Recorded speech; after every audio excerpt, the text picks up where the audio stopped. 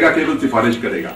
इस पर उन्होंने जो शंका प्रकट की थी कि सिफारिश से काम नहीं चलता, रिकमेंडेशन की मानी, तो ये है कि अगर पब्लिक सर्विस कमीशन किसी आदमी को स्पीकर या सरकार बाध्य नहीं उसको मारने के लिए, तो उनका कहना था कि सिफारिश को काट कर नियुक्ति और डिसमिसल होना चाहिए।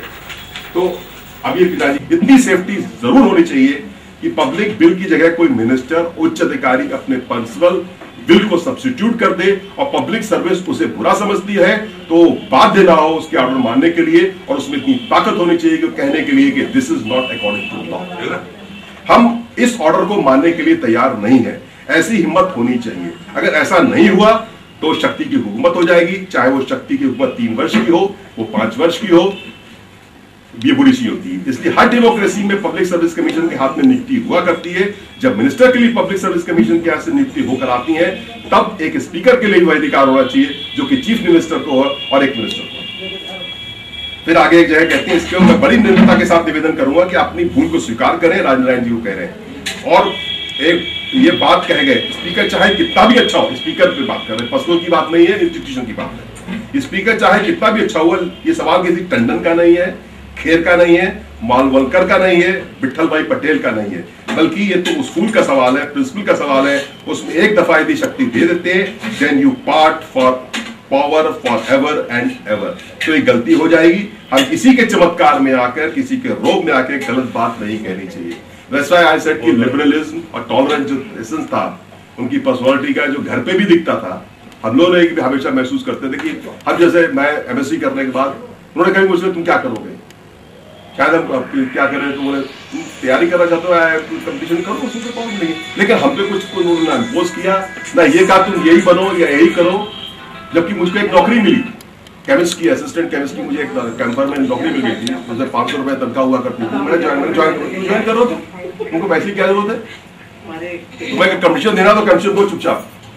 बोले नहीं, हम नौकरी कर लेते हैं, ऐसा काय करो, तुमको क्या मतलब, तुम्हारी पढ़ाई करो, कुछ नहीं। एंड उनको इस बात से कोई मतलब नहीं था क्या बनते क्या नहीं बने।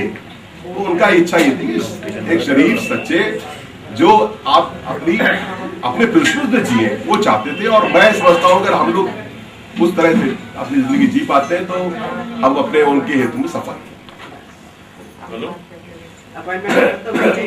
ये सब है। और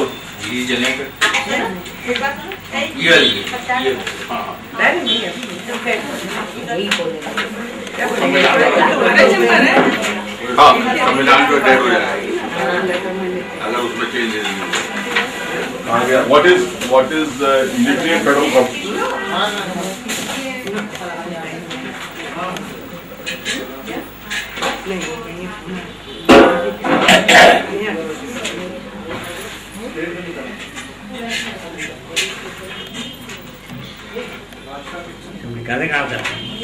एक इसलिए तो मैं कहता हूं कि सेंटर को कंट्रोल दे दिया।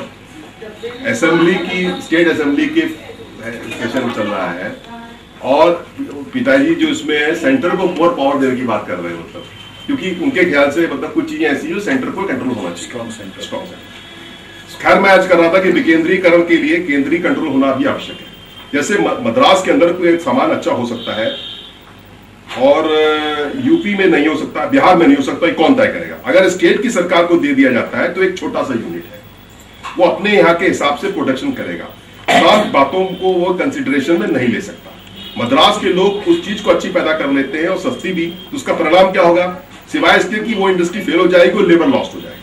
तो इसलिए सिवाय इसके कि विकेंद्रीकरण की आवश्यकता मानते हुए कि ज्योग्राफिकल परिस्थितियों को विचार ही करना पड़ेगा और विचार केंद्रीय सरकार ही कर सकती है।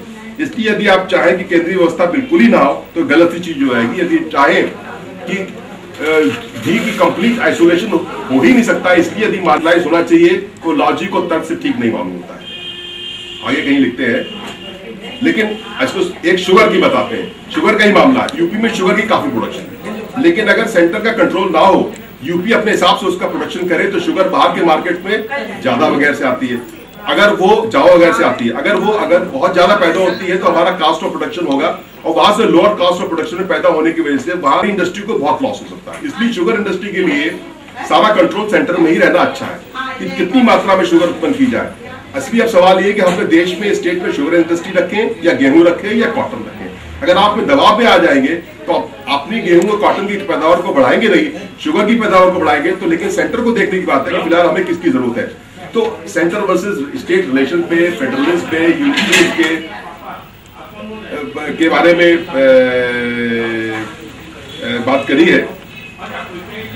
ये भी क्या उसका निर्धारण सेंटर करना चाहिए कि उनका मत था इसमें। उनके कुछ हाथ में आए हैं वो मैंने आप लोगों को पढ़ के सुनाया है, तो तरीके से बताया।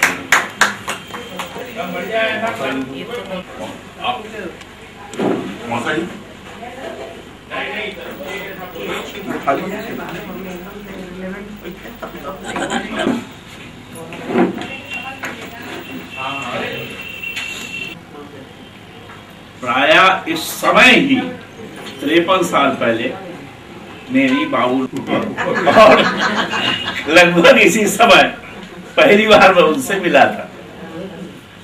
तो आज एक आधी शताब्दी से अधिक का समय हो गया है और मुझे, क्योंकि मेरा उनका संपर्क, सीधा संपर्क कुछ कभी रहा, क्योंकि जब भी मैं जाता था आता था उनके यहाँ या वो संपर्क होता था,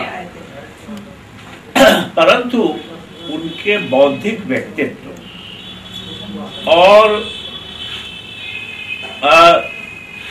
मल्टीफेरियस जो उनके इंटरेस्ट थे उसके बारे में, उनकी सालियों से, उनके पुत्रों से और कभी कभी छोटी बहन जी से जो भी मैंने गैदर किया है, क्योंकि एक सोशल साइंटिस्ट होने के नाते मैं इंफॉर्मेशन गैदर करने में ज्यादा बिलीव करता हूँ, तो उससे मेरा उनके बारे में जो अनुभव और इस प्रकार